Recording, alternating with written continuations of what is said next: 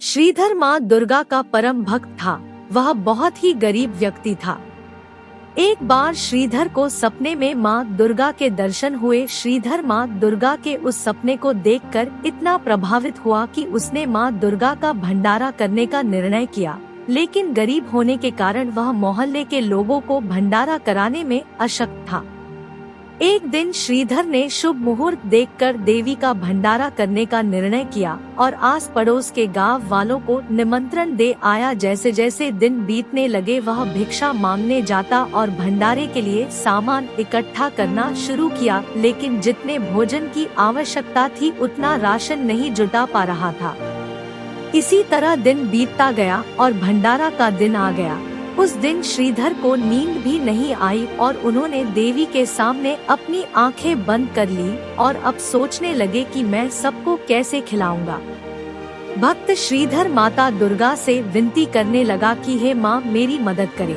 इसी दौरान गांव के कुछ लोग भंडारे के लिए आने लगे और जैसे जैसे सब उसके झोपड़ी में बैठने लगे, श्रीधर की चिंता भी बढ़ने लगी। परंतु कुछ समय पश्चात उसे आश्चर्य हुआ कि इतनी छोटी झोपड़ी में इतने लोग बैठे हैं, फिर भी झोपड़ी में बैठने के लिए काफी जगह बची है।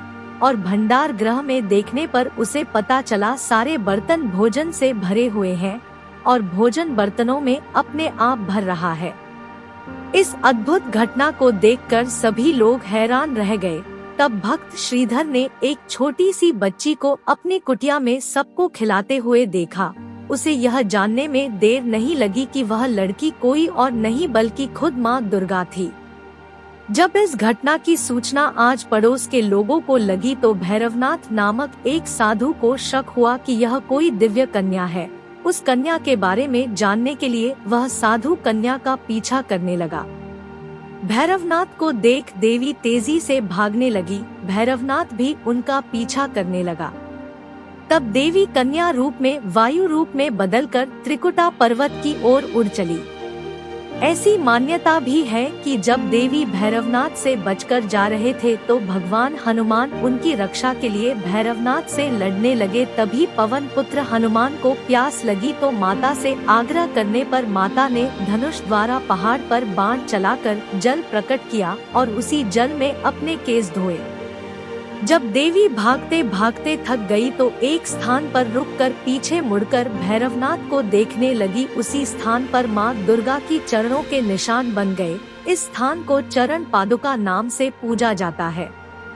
कन्या रूपी माता ने भैरवनाथ को समझाने की कोशिश की, परंतु जब वह नहीं माना तो माता उससे बचने के लिए उसी पर्वत की गुफा में जाकर छिप गई। इस गुफा में देवी दुर्गा 9 महीने तक छुपी रही। इस गुफा के बाहर हनुमान जी ने 9 महीने तक पहरा दिया और देवी की रक्षा की। जब भैरवनाथ ने कन्या का पीछा नहीं छोड़ा तो एक साधु वहां से गुजर रहे थे। उन्होंने भी भैरवनाथ को समझाने की कोशिश की कि जिसे तुम कन्या समझ रहे हो वह जगत माता देवी दुर्गा है, परंतु भैरवनाथ ने उनकी बात नहीं मानी और उसी गुफा के बाहर 9 महीने तक खड़ा रहा। कहा जाता है कि देवी दुर्गा उस गुफा की दूसरी ओर से मार्ग बनाकर निकल गई। तभी से इस गुफा को अर्धकुमारी या आदि कुमारी और गर्भ जून नाम से जाना जाने लगा।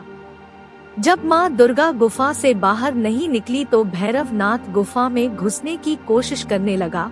यह देख पहरा दे रहे हनुमान क्रोधित हो गए और भैरवनाथ को युद्ध के लिए ललकारा। हनुमान और भैरवनाथ का युद्ध बहुत समय तक चला। युद्ध का कोई अंत नहीं होते देख माता दुर्गा ने महाकाली का रूप धारण कर भैरवनाथ का सर धड़ से अलग कर दिया। यह भी कहा जाता है कि वध के बाद भैरवनाथ को अपनी मूर्खता पर पछतावा हुआ और वे माँ दुर्गा से माफी मांगने लगे। माता वैष्णो को भैरवनाथ पर दया आती है, इसलिए उन्होंने भैरवनाथ को माफ कर दिया और उन्हें पूर्व जन्म के चक्र से मुक्ति प्रदान की। इसके साथ ही भैरवनाथ को वरदान दिया कि कोई भी भक्त जो मेरे दर्शन के लिए आता है, जब वह आपको भी दर्शन करेगा तो उसे मेरे दर्शन का फल मिलेगा। जय माँ वैष्णो देवी।